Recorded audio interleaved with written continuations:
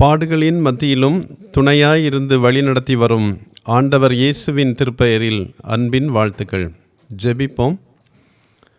இறுதியில் நடைபெறும் நிகழ்வுகளை எல்லாம் காட்சிகள் வழியாக எங்களுக்கு வெளிப்படுத்தி வரும் எங்கள் அன்பின் ஆண்டவரே, எக்காலங்கள் வழியாக எங்களுக்கு தரும் இறை செய்திகளுக்காக உம்மை நாங்கள் போற்றுகின்றோம்.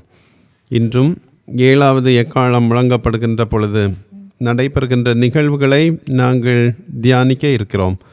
உம்முடைய பேரருளை தந்து உம்முடைய காட்சிகளின் பொருளை உணர்ந்து கொள்ளவும், அவைகள் எங்களுடைய அனுதின வாழ்வுக்கு இன்னமும் உம்மோடு இணைந்து வாழ துணையாக அமையவும் தூய ஆவியர் துணை செய்ய வேண்டுமென்று இயேசு கிறிஸ்துவின் பெயரில் கேட்கிறோம் சுவாமி.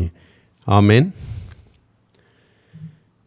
7வது எக்காலம் முழங்கப்பட்ட பொழுது விண்ணகத்தில் கடவுளின் கோவில் திறக்கப்பட்டது. மின்னலும் பேரிரைச்சலும் இடி முழக்கமும் நிலநடுக்கமும் கனத்த கல்மழையும் உண்டாயின. வானில் பெரியதோர் அடையாளம் தோன்றியது. கதிரவனை ஆடையாக அணிந்திருந்த பெண் ஒருவர் காணப்பட்டார். அவர் பேறுகால வேதனைப்பட்டு கடுந்துயருடன் கதறினார். வானில் வேறொரு அடையாளமும் தோன்றியது. அதில் நெருப்புமயமான பெரிய அரக்க பாம்பு ஒன்று காணப்பட்டது. அந்த அரக்க பாம்பு அல்லது சிவந்த வலு சர்ப்பம் குறித்து வெளிப்படுத்தல் 12ஆம் அதிகாரம் 3, 4 ஆகிய வசனங்கள் விளக்குகின்றன. அந்த வசனங்களை நான் வாசிக்கின்றேன். வெளிப்படுத்தல் 12ஆம் அதிகாரம் 3, 4 வசனங்கள். அப்பொழுது வேறொரு அடையாளம் வானத்திலே காணப்பட்டது. 7 தலைகளையும் 10 கொம்புகளையும் தன் தலைகளின் மேல் 7 முடிகளையும் உடைய சிவப்பான பெரிய வலு சர்ப்பம் இருந்தது.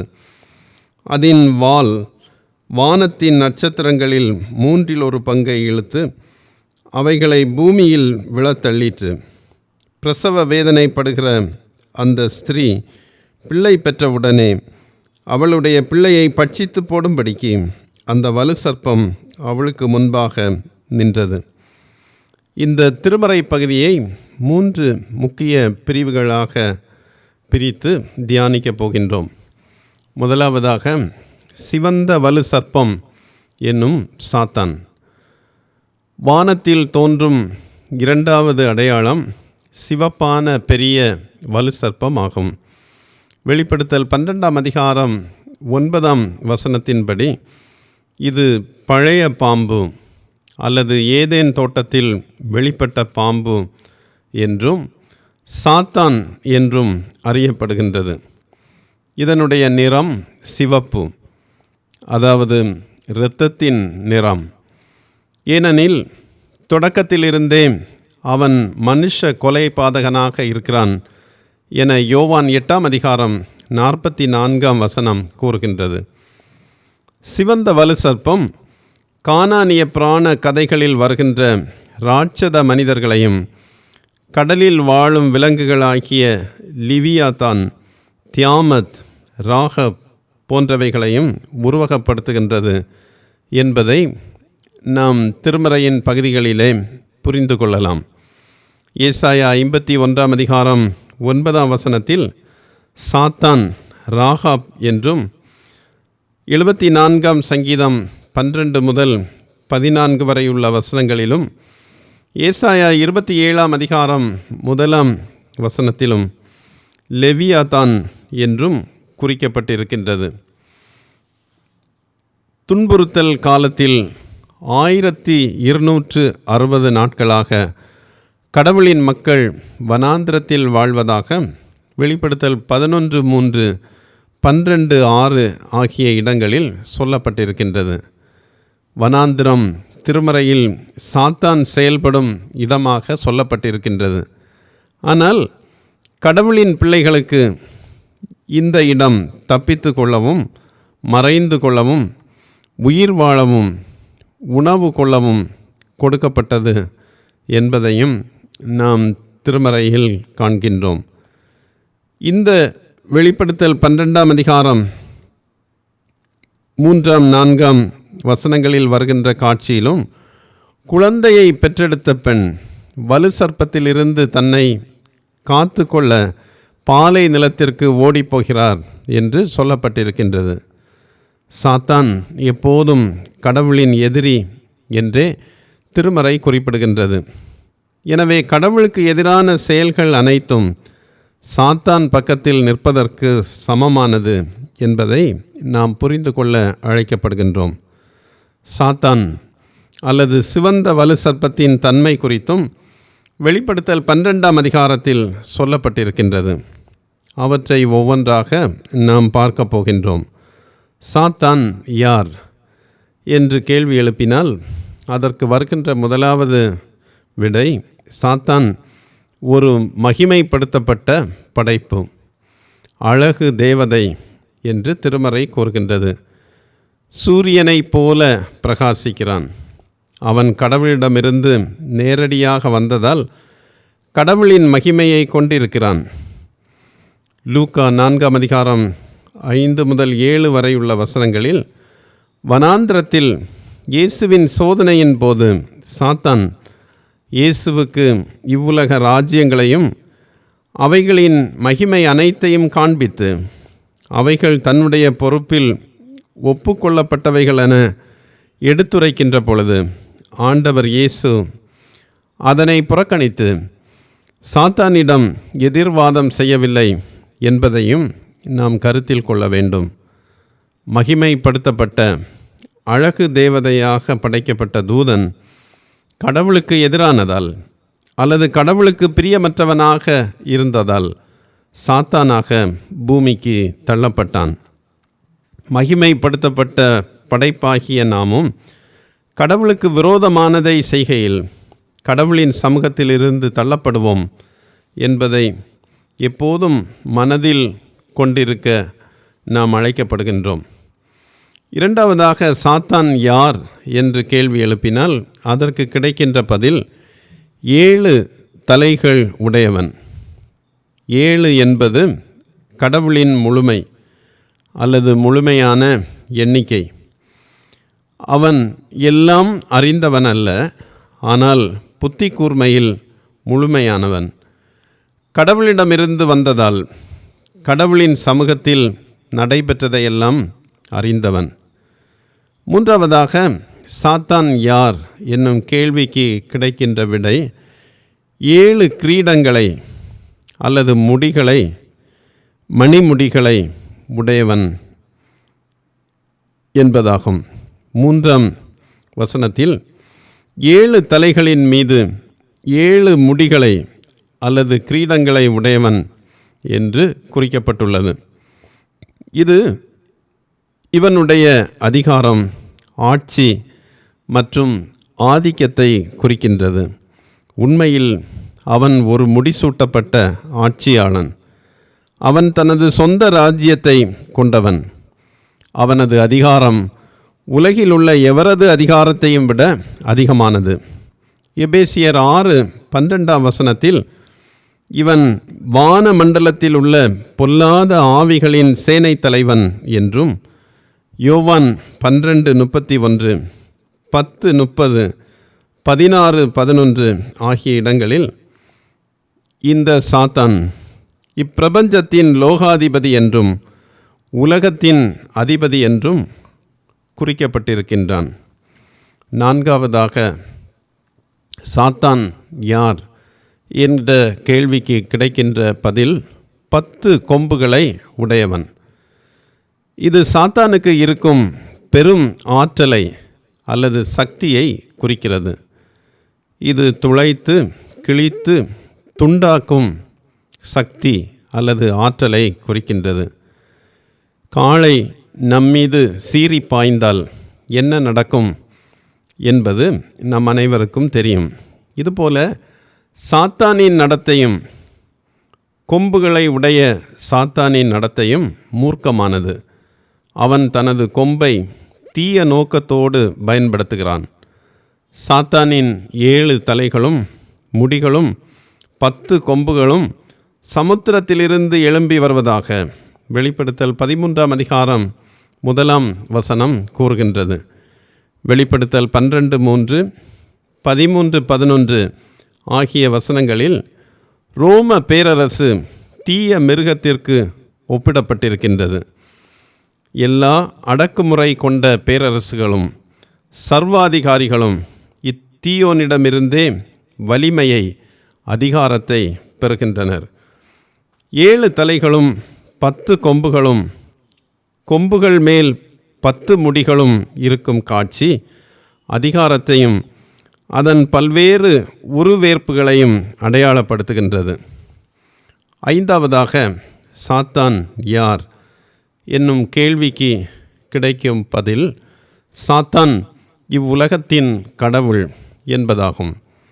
2 கொரிந்தியர் 4:4 சாத்தான் இவ்வுலகத்தின் கடவுள் என்றும் நம்பிக்கை கொண்டிராதோரின் அறிவு கண்களை குருடாக்குகிறவன் என்றும் அவர்கள் கடவுளின் சாயலாய் விளங்கும் கிறிஸ்துவின் மாட்சி பொருந்திய நற்செய்தியாகிய ஒளியை காண முடியாதபடி செய்கின்றது என்றும் குறிப்பிடப்பட்டுள்ளது.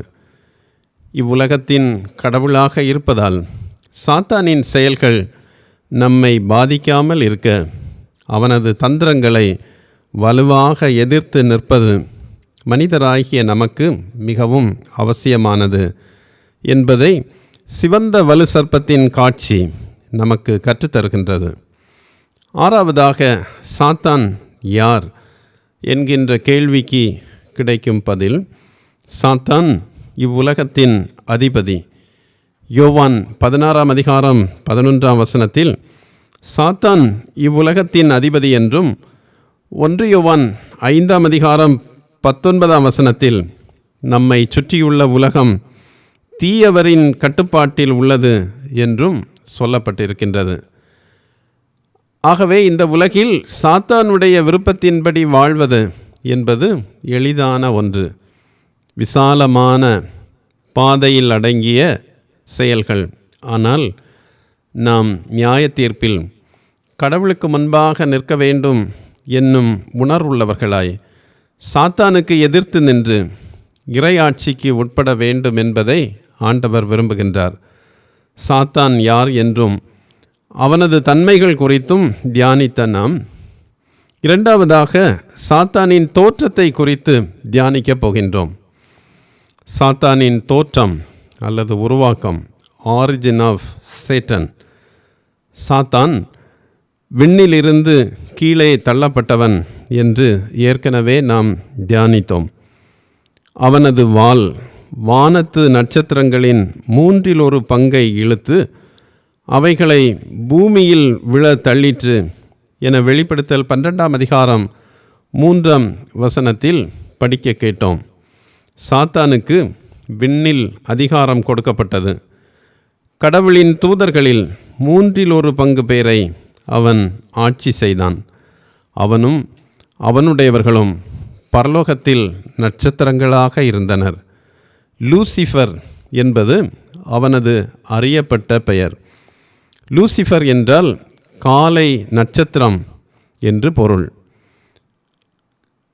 விண்ணில் கடவுளின் மகிமையின் ஒரு பகுதியாக அவன் கடவுளின் சிம்மாசனத்தை மூடிய ஒரு அபிஷேகம் செய்யப்பட்ட கேருபாக இருந்தார். அவர் தனக்கு தரப்படாத அரியணையை விரும்பத் தொடங்கினார். தனது சொந்த ஆசைகளுக்கு அடிபணிந்தார். இதனால் விண்ணில் காலை நட்சத்திரமாக கடவுளின் அருகில் இருந்தவன் கடவுளின் கோபத்திற்கு உள்ளாகி அவரும் அவருடையவர்களும் பரலோகிலிருந்து பூமிக்கு தள்ளப்பட்டனர். இந்த செய்தியை ஏசாயா 14:12-15 வரையுள்ள திருமறை வாக்கியங்களில் நாம் படிக்கலாம். யோபு 38:7 தூதர்கள் நட்சத்திரங்கள் என்று அழைக்கப்படுகின்றனர். சாத்தானுக்கும் அவன் கூட்டாளிகளுக்கும் மத்தேயு 25:41 நித்திய அக்கினிக்கடல் உண்டு என்பதை நாம் மறந்து போகக்கூடாது. எனவே சாத்தான் கூட்டத்துக்கு ஆளாகாதவாறு, சாத்தானுடைய பிள்ளைகளாக வாழாதவாறு எச்சரிக்கையோடு வாழ அழைக்கப்படுகின்றோம். மூன்றாவதாக, சாத்தானின் பணிகள் குறித்து தியானிக்க இருக்கின்றோம். சாத்தானின் பணி என்ன என்பது வெளிப்படுத்தல் 12ஆம் அதிகாரம் 4ஆம் வசனத்தில் சொல்லப்பட்டுள்ளது. பிரசவ வேதனைப்படுகின்ற பெண் பிள்ளை பெற்றவுடனே அவளுடைய பிள்ளையை விழுங்கி விடுவது என்று இங்கே சொல்லப்பட்டிருக்கின்றது. இஸ்ரவேலை அழிப்பது, கடவுள் தனக்கு தண்டனை வழங்கியதற்காக கடவுளுக்குரியவர்களை பழி வாங்குவது சாத்தானது வேலையாக அமைந்தது. கடவுள் தண்டனை வழங்கும் போது அல்லது அவரது தீர்ப்புக்குள்ளாகும் போது ஒருபோதும் அவருக்கு எதிராக நிற்க நாம் நினைக்கக்கூடாது. கடவுள் ஒரு மீட்பரை இவ்வுலகுக்கு அனுப்பிய பொழுது அது சாத்தானை மிகவும் கோபப்படுத்தியது. ஏவாளை ஏமாற்றியது போன்று எல்லா மனிதரையும் ஏமாற்ற வேண்டும் என்பது அவனது விருப்பம். அதற்கான வேலைகளை அவன் செய்து வந்தான். எல்லா மனிதரையும் மீட்பவராக இயேசு இருக்கிறார் என்பதால் அவரிடமிருந்து மனிதரை பிரிப்பதை சாத்தான் முக்கிய வேலையாக செய்து கொண்டிருக்கின்றான். அவன் செய்யும் செயல் குழந்தையை விழுங்குதல் என வெளிப்படுத்தல் 12ஆம் அதிகாரம் 4ஆம் வசனம் கூறுகின்றது. விழுங்குதல் என்பதற்காக பயன்படுத்தப்பட்டுள்ள கிரேக்க பெயர் கேட்டஸ்தியோ என்பதாகும். அதன் பொருள் விழுங்குதல், வீணடித்தல், காயப்படுத்துதல். சாத்தானுடைய நோக்கம் கடவுளை துன்புறுத்துவது அல்லது காயப்படுத்துவது மட்டுமே. இதனை எப்படி செய்கிறார் எனில், கடவுளின் பிள்ளைகளை பிரிப்பதன் மூலம் அல்லது அவர்களை துன்புறுத்துவதின் மூலம் கடவுளை காயப்படுத்த நினைக்கின்றான். மனிதர் வாழ வேண்டும், நன்றாக இருக்க வேண்டும் என்பதில் சாத்தானுக்கு அக்கறையே கிடையாது. கடவுளை காயப்படுத்துவதற்காக அவன் மனிதனை எதை செய்வதற்கும் தயங்காதவனாக இருக்கிறான். ஆகவே சாத்தானின் செயல்கள் அல்லது வடிவங்கள், டிசைன்ஸ் ஆஃப் சாட்டன், இவைகளை நாம் அறிந்து கடவுளின் பிள்ளைகளாக எப்போதும் அவருடைய உறவில் வாழ அழைக்கப்படுகின்றோம். கடவுளை விட்டு மனிதராகிய நம்மை பிரிப்பதை நோக்கமாக சாத்தான் கொண்டு செயலாற்றுகின்றான் என்பதை புரிந்தவர்களாக அவனது நோக்கத்திற்கு அடிபணியாது வாழ நாம் நம்மை கடவுளுடைய சமூகத்தில் அர்ப்பணிப்போம். ஜெபிப்போம். ஆண்டவரே, என்றும் உம்முடைய மக்களாக வாழ வேண்டும் என்பதற்காக எங்களுக்காக பல ஏற்பாடுகளை செய்து எங்களை நீர் வழிநடத்தி வருகின்றீர். சாத்தானின் தன்மைகளையும் தோற்றத்தையும் பணிகளையும் உம்முடைய காட்சிகளின் வழியாக எங்களுக்கு கற்றுத்தந்தேன். சாத்தானின் வடிவங்களை அறிந்திருக்கும் நாங்கள் சாத்தானுக்கு இசையாமல் உம்முடையவர்களாக வாழ எப்போதும் எங்களுக்கு உதவி செய்யும். இயேசு கிறிஸ்துவின் பெயரில் கேட்கிறோம் சுவாமி. ஆமேன்.